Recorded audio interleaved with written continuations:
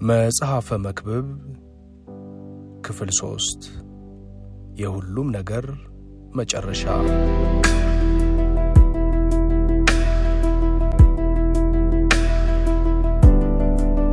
በመክብብ የመጨረሻው ምዕራፍ ውስጥ የሰባኪው ድምጽ ፈላስፋው ንጉሥ ሰሎሞን እንግዳና የተከበረ መረጋጋት ላይ ይደርሳል። በጊዜ ከንቱነትና የህልውና አያዎ ወይም ፓራዶክስ ላይ በረጅሙ ካሰላሰለ በኋላ ወደ ጥበብ ጫፍ ያደርሰናል። ይህም የሰው ልጅ ምክንያት ወደ መለኮት የሚታጠፍበት ነጥብ ላይ ይዞን ይወጣል ማለት ነው። በዚህ ጊዜ ሁሉ የብልጽግናን፣ የሀብትን፣ የጉልበትን፣ የመደሰትን፣ የጥበብን ቅዠት ሁሉ አፍርሷል። ከፀሐይ በታች ሁሉም ነገር በእንፋሎት እንደሚቀልጥም አሳይቷል። አሁን ግን በዚህ የመዝጊያ ተግባር ውስጥ ድምፁ ይቀየራል። ሰባኪው ከእንግዲህ አይከራከርም፣ ይልቁንም ያሰላስላል እንጂ ሕይወት ማለት ምን ማለት እንደሆነም አይጠይቅም። ይልቁንም ከትርጉም በላይ የቀረው ይጠፋል። ያ ደግሞ ትክክለኛው የመክብብ ፍልስፍና ብሩህነት ስለ ተስፋ መቁረጥ ሳይሆን ከተስፋ መቁረጥ በላይ ስለ መሆኑ ነው። እዚህ ሰሎሞን በወጣትነትና በዕድሜ ላይ ይንጸባረቃል፣ በሰውነት ላይ ቀስ በቀስ እንደሚፈስ ቤተ መቅደስ። በዚህ የሟችነት ማሰላሰል ውስጥ በጉብዝና ወራት ፈጣሪህን አስብ የሚለው ትእዛዝም አለ። ይህ ናፍቆት አይደለም፣ የንቃተ ሕሊና ጥሪ ነው። አንድ ሰው ወደ አፈር ከመመለሱ በፊት ምንጩን ማስታወስ አለበት ማለት ነው። ለሰሎሞን ትዝታ ብቻ አይደለም፣ ሜታፊዚካል ግንዛቤ ነው። ይህም ማለት የነፍስን ወደ አመጣጥ ወደ መነሻዋ የመመለስ ጥበብ እንጂ።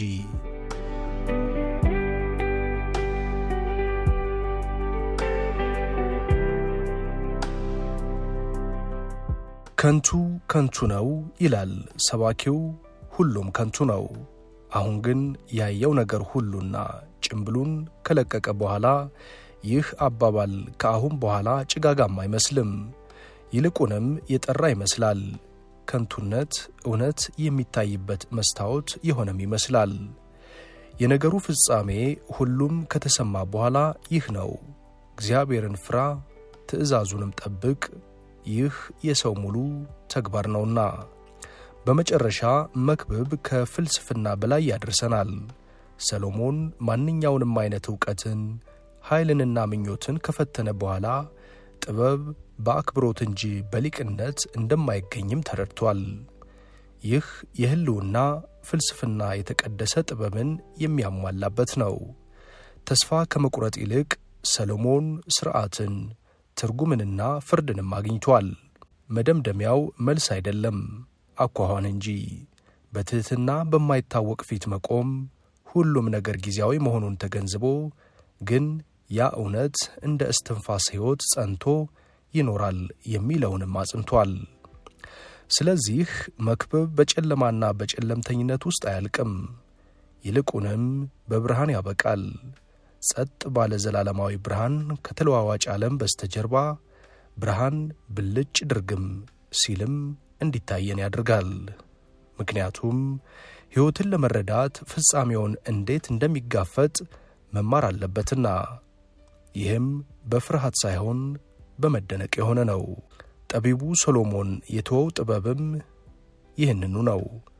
ሁሉ ነገር ያልፋል፣ ነገር ግን መለኮትን ማወቁ ከንቱነትን እንኳ ከትርጉም ጋር ያበራል። እነሆ ወደ መጽሐፈ መክብብ የመጨረሻው ክፍል ዘልቀን እንግባ።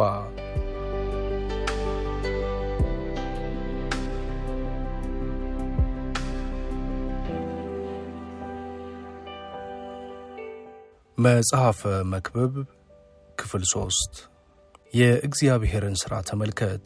እርሱ ጠማማ ያደረገውን ማን ሊያቃናው ይችላል? በመልካም ቀን ደስ ይበልህ፣ በክፉም ቀን ተመልከት። ሰው ከእርሱ በኋላ መርምሮ ምንም እንዳያገኝ እግዚአብሔር ይህንንም ያንንም እንደዚያ ሰርቷል። ጻድቅ በጽድቁ ሊጠፋ ኃጥእም በክፋቱ እጅግ ዘመን ሲኖር ይህን ሁሉ ከንቱ በሆነ ዘመን ያየሁ። እጅግ ጻድቅም አትሁን፣ እጅግ ጠቢብም አትሁን እንዳትጠፋ። እጅግ ክፉ አትሁን፣ እልኸኛም አትሁን፣ ጊዜ ሳይደርስ እንዳትሞት።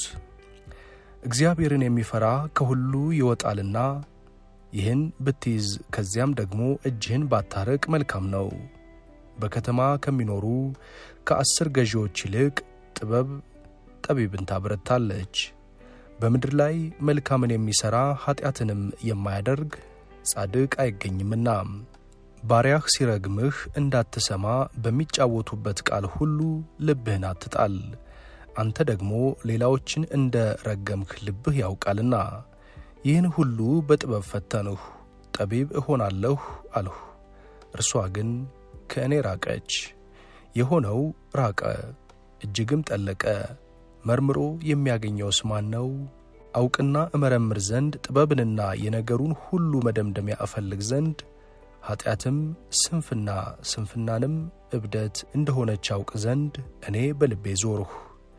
እኔም ከሞት ይልቅ የመረረ ነገር መርምሬ ያገኘሁ። እርሷም ልቧ ወጥመድና መርበብ የሆነ እጆቿም እግር ብረት የሆኑ ሴት ናት። በእግዚአብሔር ፊት መልካም የሆነ ከእርሷ ያመልጣል፣ ኃጢአተኛ ግን ይጠመድባታል። አንዱን በአንዱ ላይ ጨምሬ ወደ ነገሩ ሁሉ መደምደሚያ እደርስ ዘንድ እነሆ ይህን ነገር አገኘሁ ይላል ሰባኪው። ነፍሴ እስከ ዛሬ ድረስ ትሻታለች፣ ነገር ግን አላገኘሁም። ከ1000 ወንዶች አንድ አገኘሁ፣ ከነዚያ ሁሉ መልካም ግን አንዲት ሴት አላገኘሁም። እግዚአብሔር ሰዎችን ቅኖች አድርጎ እንደ ሠራቸው እነሆ ይህም ብቻ አገኘሁ። እርሱ ግን ብዙ ብልሃትን ፈለጉ። እንደ ጠቢብ የሆነ ሰው ማን ነው? ነገርንስ መተርጎም የሚያውቅ ማን ነው? የሰው ጥበብ ፊቱን ታበራለች፣ የፊቱንም ድፍረት ትለውጣለች። እኔ በእግዚአብሔር መሐላ ምክንያት የንጉሥን ትእዛዝ ጠብቅ እልሃለሁ። የወደደውን ሁሉ ያደርጋልና ከፊቱ ትወገድ ዘንድ አትቸኩል፣ ክፉንም በማድረግ አትጽና። የንጉሥ ቃል ኃይለኛ ነውና ይህንስ ለምን ታደርጋለህ? ማን ይለዋል? ትእዛዝን የሚጠብቅ ክፉን ነገር አያውቅም። የጠቢብም ልብ ጊዜንና ፍርድን ያውቃል። የሰው መከራ በእርሱ ላይ እጅግ ስለሆነ ለነገር ሁሉ ጊዜና ፍርድ አለውና የሚሆነውንም አያውቅም። እንዴትስ እንደሚሆን የሚነግረው ማን ነው? መንፈስን ለማስቀረት በመንፈስ ላይ ሥልጣን ያለው ሰው የለም። በሞቱም ቀን ሥልጣን የለውም። በሰልፍም ስንም ብቻ የለም። ኃጢአትም ሰሪውን አያድነውም። ይህን ሁሉ አየሁ። ከፀሐይ በታች ወደ ተደረገው ሥራ ሁሉ ልቤን ሰጠሁ። ሰው ሰውን ለመጉዳት ገዢ የሚሆንበት ጊዜ አለ።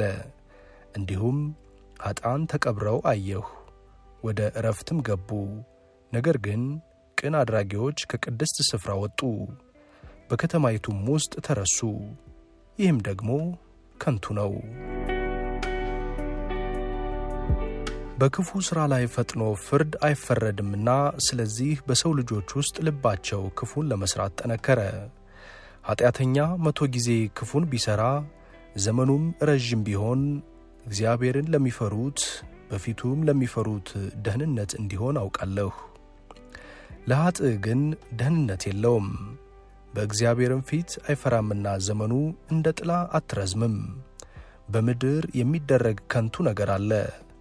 በኃጥአን የሚደረገው ሥራ የሚደርስባቸው ጻድቃን አሉ፣ ለጻድቃንም የሚደረገው ሥራ የሚደርስላቸው ኃጥአን አሉ። ይህም ደግሞ ከንቱ ነው አልሁ።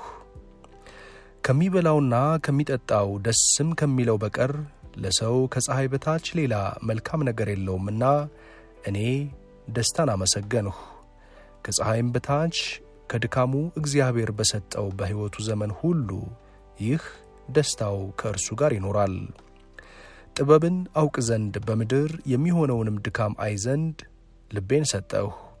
በቀንና በሌሊት እንቅልፍን በዐይኑ የማያያልና ከፀሐይም በታች የተደረገው ሥራ መርምሮ ያገኝ ዘንድ ለሰው እንዳይቻለው የእግዚአብሔርን ሥራ ሁሉ አየሁ። ሰውም ሊፈልግ እጅግ ቢደክም መርምሮ አያገኘውም። ደግሞም ጠቢብ ሰው ይህን አወቅሁ ቢል እርሱ ያገኘው ዘንድ አይችልም። ጻድቃንና ጠቢባን ሥራዎቻቸውም በእግዚአብሔር እጅ እንደሆኑ ይህን ሁሉ እመረምር ዘንድ በልቤ አኖርሁ። ፍቅር ወይም ጥል ቢሆን ሰው አያውቅም፣ ሁሉ ወደ ፊታቸው ነው። የጻድቁና የበደለኛው፣ የመልካሙና የክፉ፣ የንጹሕና የርኩሱ መሥዋዕትነትን የሚሰዋውና የማይሰዋው የሰው ሁሉ ድርሻው አንድ ነው። እንደ መልካም ሰው እንዲሁ ኃጢአተኛው፣ እንደ መሐለኛው ሰው እንዲሁ መሐላን የሚፈራው ነው። አንድ ድርሻ ሁሉን እንዲያገኝ ከፀሐይ በታች በተደረገው ሁሉ ይህ ነገር ክፉ ነው። ደግሞም የሰው ልጆች ልብ ክፋትን ትሞላለች። በሕይወታቸውም ሳሉ እብደትን በልባቸው ነው። ከዚያም በኋላ ወደ ሙታን ይወርዳሉ።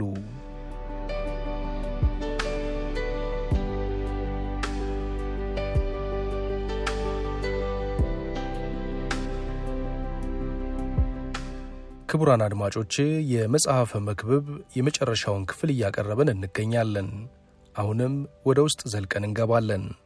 ቻናላችንን ግን ለብዙዎች ዝግጅታችን እንዲደርስ ሰብስክራይብ በማድረግ እንዲያጋሩ በትህትና እንጠይቃለን። እንቀጥል። ያልሞተ ውሻ ከሞተ አንበሳ ይሻላልና ሰው ከሕያዋን ሁሉ ጋር በአንድነት ቢኖር ተስፋ አለው። ሕያዋን እንደሚሞቱ ያውቃሉና ሙታን ግን አንዳች አያውቁም። መታሰቢያቸውም ተረስቶአልና ከዚያ በኋላ ዋጋ የላቸውም። ፍቅራቸውና ጥላቻቸው ቅንዓታቸውም በአንድነት ጠፍቶአል። ከፀሐይ በታችም በሚሠራው ነገር ለዘለዓለም ዕድል ፋንታ ከእንግዲህ ወዲህ የላቸውም። እግዚአብሔር ሥራህን ተቀብሎታልና ሂድ፣ እንጀራህን በደስታ ብላ፣ የወይን ጠጅህንም በተድላ ጠጣ። ሁልጊዜ ልብስህ ነጭ ይሁን፣ ቅባትም ከራስህ ላይ አይታጣ። በሕይወትህ አንተም ከፀሐይ በታች በምትደክምበት ድካም ሁሉ ይህ ዕድል ፋንታህ ነውና ከንቱ በሆነ በሕይወትህ ዘመን ሁሉ ከፀሐይ በታች በሰጠህ በከንቱ ዘመንህ ሁሉ ከምትወዳት ሚስት ጋር ደስ ይበልህ። አንተ በምትሄድበት በሲኦል ሥራና አሳብ ዕውቀትና ጥበብ አይገኙምና እጅህ ለማድረግ የምታገኘውን ሁሉ እንደ ኃይልህ አድርግ። እኔም ተመለስሁ።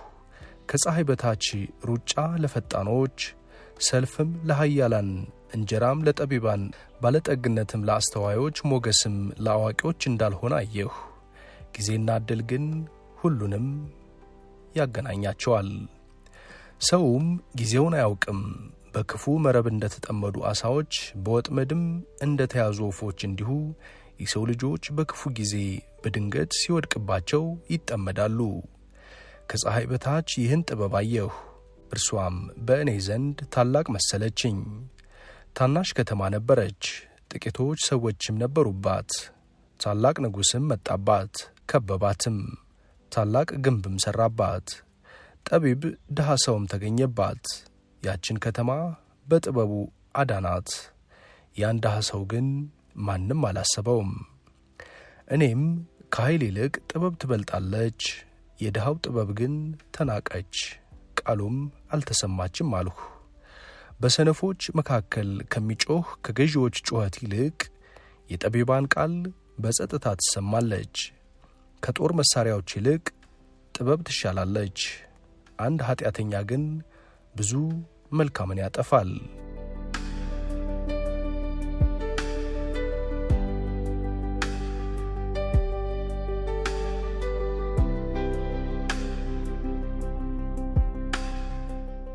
የሞቱ ዝንቦች የተቀመመውን የዘይት ሽቱ ያገሙታል። እንዲሁም ትንሽ ስንፍና ጥበብንና ክብርን ያጠፋል። የጠቢብ ልብ በስተቀኙ ነው፣ የሰነፍ ልብ ግን በስተግራው ነው። ደግሞም ሰነፍ በመንገድ ሲመላለስ እርሱ ልብ ይጎድለዋል፣ የሚያስበውም ሁሉ ስንፍና ነው። ትዕግሥት ታላቁን ኀጢአት ጸጥ ያደርጋልና የገዢ ቁጣ የተነሳብህ እንደሆነ ስፍራህን አትልቀቅ። ከፀሐይ በታች ያየሁት ክፉ ነገር አለ፣ እርሱም ከገዢ የሚወጣ ስህተት ነው። ሰነፍ በታላቅ ማዕረግ ተሾሞ፣ ባለጠጋዎች ግን በተዋረደ ስፍራ ተቀመጡ። ባሪያዎች በፈረስ ላይ ሲቀመጡ፣ መሳፍንትም እንደ ባሪያዎች በምድር ላይ ሲሄዱ አየሁ። ጉድጓድን የሚምስ ይወድቅባታል፣ ቅጥርንም የሚያፈርስ እባብ ትነድፈዋለች። ድንጋይን የሚፈነቅል ይታመምባታል፣ እንጨትንም የሚፈልጥ ይጎዳባታል። ብረት ቢደነዝዝ ሰውም ባይስለው ኃይልን ሊያበዛ ይገባዋል። ጥበብ ግን ሥራውን ለማከናወን ትጠቀመዋለች። ደጋሚ ሳይደግምበት እባብ ብትነድፍ ለደጋሚው ትርፍ የለውም። የጠቢብ ሰው የአፉ ቃል ሞገስ ናት፣ የሰነፍ ከንፈሮች ግን ራሱን ይውጡታል። የአፉ ቃል መጀመሪያ ስንፍና ነው፣ የንግግሩ ፍጻሜም ክፉ እብደት ነው። ሰነፍ ቃሉን ያበዛል፣ ሰው ግን የሚሆነውን አያውቅም። ከእርሱም በኋላ የሚሆነውን ማን ይነግረዋል? የሰነፍ ሥራ ያደክመዋል፣ ወደ ከተማ መሄድ አያውቅምና። ንጉሥሽ ሕፃን የሆነ መኳንንቶችሽም ማልደው የሚበሉ አንቺ አገር ሆይ ወዮልሽ።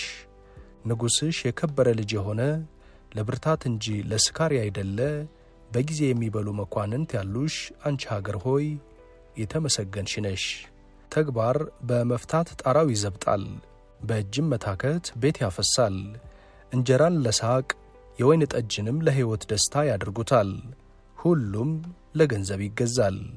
የሰማይ ወፍ ቃሉን ይወስደዋልና ባለ ከንፈሮችም ነገሩን ይናገራሉና።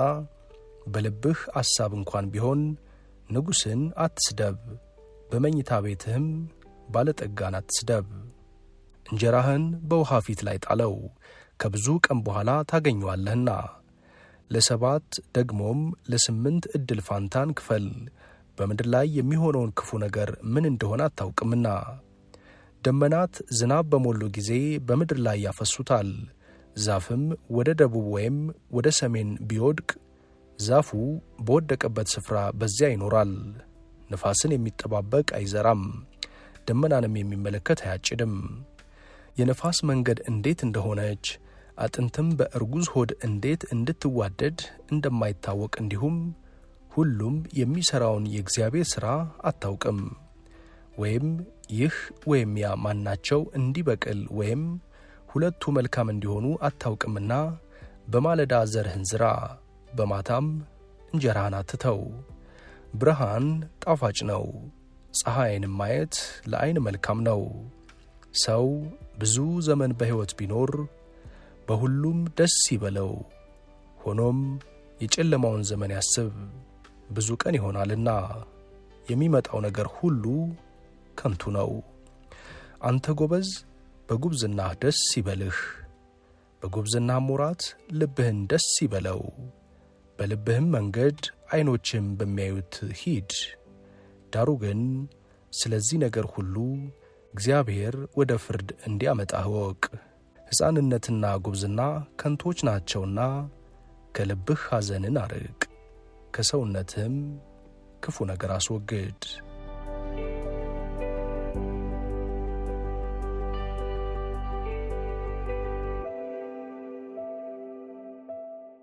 ክቡራን አድማጮቼ ይህ መሰናዶ ለብዙዎች እንዲደርስ ቻናሉን ሰብስክራይብ፣ ላይክ፣ ኮሜንትና ሼር በማድረግ ለብዙዎች እንዲያደርሱ በአክብሮት እንጠይቃለን። ወደ መጨረሻው ምዕራፍ ላይ ደርሰናል። እንቀጥል። የጭንቀት ቀን ሳይመጣ በጉብዝና ወራት ፈጣሪህን አስብ። ደስ ሳያሰኙም የምትላቸው ዓመታትም ሳይደርሱ፣ ፀሐይና ብርሃን ጨረቃና ከዋክብትም ሳይጨልሙ፣ ደመናትም ከዝናብ በኋላ ሳይመለሱ፣ ቤት ጠባቂዎች በሚንቀጠቀጡበት፣ ኃያላን ሰዎችም በሚጎብጡበት፣ ጥቂቶች ሆነዋልና ፈጭታዎች ሥራ በሚፈቱበት፣ በመስኮትም ሆነው የሚመለከቱ በሚጨልሙበት፣ በአደባባይ ደጆች በሚዘጉበት ቀን፣ የወፍጮ ድምፅ ሲላሽ፣ ከወፍ ድምፅ የተነሣ ሰው ሲነሣ፣ ዜማም የሚጮኽ ሴቶች ልጆች ሁሉ ዝግ ሲሉ፣ ከፍ ያለውን ደግሞ ሲፈሩ፣ ድንጋጤም በመንገዱ ላይ ሲሆን፣ ለውዝም ሲያብብ፣ አንበጣ እንደ ሸክም ሲከብድ፣ ፈቃድም ሲጠፋ፣ ሰው ወደ ዘለዓለም ቤት ሲሄድ፣ አልቃሾችም በአደባባይ ሲዞሩ፣ የብር ድሪ ሳይበጠስ የወርቅም ኩስኩስት ሳይሰበር፣ ማድጋውም በምንጭ አጠገብ ሳይከሰከስ፣ መንኰራኩሩም በጉድጓድ ላይ ሳይሰበር፣ አፈርም ወደ ነበረበት ምድር ሳይመለስ፣ ነፋስም ወደ ሰጠው ወደ እግዚአብሔር ሳይመለስ ፈጣሪህን አስብ። ሰባኪው ከንቱ ከንቱ ሁሉ ከንቱ ነው ይላል። ሰባኪውም ጠቢብ ስለሆነ ለሕዝቡ ዕውቀትን አስተማረ። እርሱም ብዙ ምሳሌዎችን መረመረና ፈላለገ፣ አስማማም። ሰባኪው ያማረውን በቅንም የተጻፈውን እውነተኛውን ቃል መርምሮ ለማግኘት ፈለገ። የጠቢባን ቃል እንደ በሬ መውጊያ ነው። የተሰበሰቡትም ከአንድ እረኛ የተሰጡት ቃላት እንደ ተቸነከሩ ችንካሮች ናቸው። ከዚህም ሁሉ በላይ ልጄ ሆይ ተግሣጽን ስማ። ብዙ መጻሕፍትን ማድረግ ፍጻሜ የለውም፣ እጅግም ምርምር ሰውነትን ያደክማል። የነገሩን ሁሉ ፍጻሜ እንስማ። ይህ የሰው ሁለንተና ነውና እግዚአብሔርን ፍራ፣ ትእዛዙንም ጠብቅ። እግዚአብሔር ሥራን ሁሉ የተሰወረውንም ነገር ሁሉ መልካምም ቢሆን ክፉም ቢሆን ወደ ፍርድ ያመጣዋልና።